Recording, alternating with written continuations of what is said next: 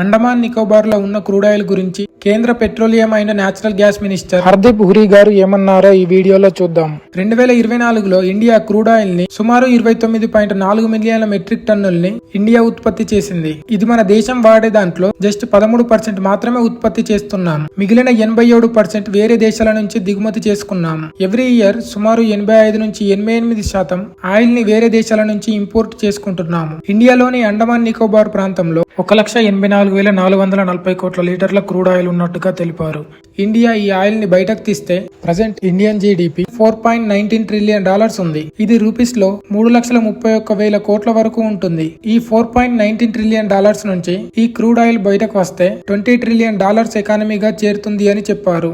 ONGC oil కోసం గత 40 సంవత్సరాల్లో 541 బావుల్ని తవ్వింది. దీనికి 37,000 కోట్లు ఖర్చు అయ్యింది. ఒక్క బావిని తవ్వడానికి దాదాపు $100 మిలియన్ ఖర్చు అవుతుంది. దీన్ని సాధించడానికి ఇండియా చాలా దగ్గరలో ఉంది అని, మనం దిగుమతుల మీద ఆధారపడాల్సిన అవసరం లేదు అని, గతంలో ప్రవేశించలేని ప్రాంతాల్లోకి కూడా వెళ్లి డ్రిల్లింగ్ చేయడం జరుగుతుంది అని petroleum natural gas minister Hardeep Singh puri గారు అన్నారు. ఇండియా 2024లో 232.5 మిలియన్ మెట్రిక్ టన్నుల క్రూడ్ ఆయిల్ ని ఇంపోర్ట్ చేసుకుంది. దీనికి $132.4 బిలియన్ ని ఖర్చు చేసింది. అండమాన్ లోని ఆయిల్ బయటకు తీస్తే ఈ ఖర్చు దేశాన్ని డెవలప్ చేయడానికి చాలా బాగా ఉపయోగపడుతుంది. ఎక్కువగా ఆయిల్ ని ఇంపోర్ట్ చేసుకునే దేశాల్లో first United states and second China, third place లో ఇండియా ఉంది. అండమాన్ నికోబార్ దీవుల్లో రీసెర్చ్ కోసం ఇండియన్ ఆయిల్ అండ్ ఓఎన్జీసీ వంటి కంపెనీలు కొత్త నిల్వల కోసం సర్వే అండ్ డ్రిల్లింగ్ చేస్తున్నారు. ఇది సక్సెస్ అయితే ఇక నుండి ఇండియా వేరే దేశాలపైన ఆధారపడాల్సిన అవసరం ఉండదు.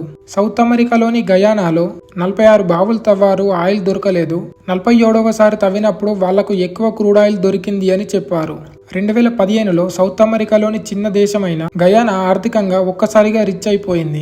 ఆయిల్ ద్వారా గయానా ఇప్పుడు రోజుకి 6.5 లక్షల బ్యారెల్స్ ఆయిల్ ని ఉత్పత్తి చేస్తుంది. ఇది 2030 నాటికి రోజుకి 1.3 మిలియన్ బ్యారెల్స్ కి చేరుకుంటుంది అని తెలిపారు. గయానా ప్రపంచ ఆయిల్ మార్కెట్ లో టాప్ ప్లేస్ కి చేరుకుంది. క్రూడ్ ఆయిల్ నిల్వల ప్రకారంగా ఇది ఇప్పుడు ప్రపంచంలోనే 17వ స్థానంలో ఉంది. దీని పాపులేషన్ ప్రకారం ప్రపంచంలో 165వ ప్లేస్ లో ఉంది. అలాగే ప్రస్తుతం ఇరాన్ మరియు ఇజ్రాయెల్ మధ్య జరుగుతున్న యుద్ధం వలన ప్రజెంట్ ఇండియాకి పెట్రోల్, డీజిల్ కొరత లేదు అని చెప్పారు.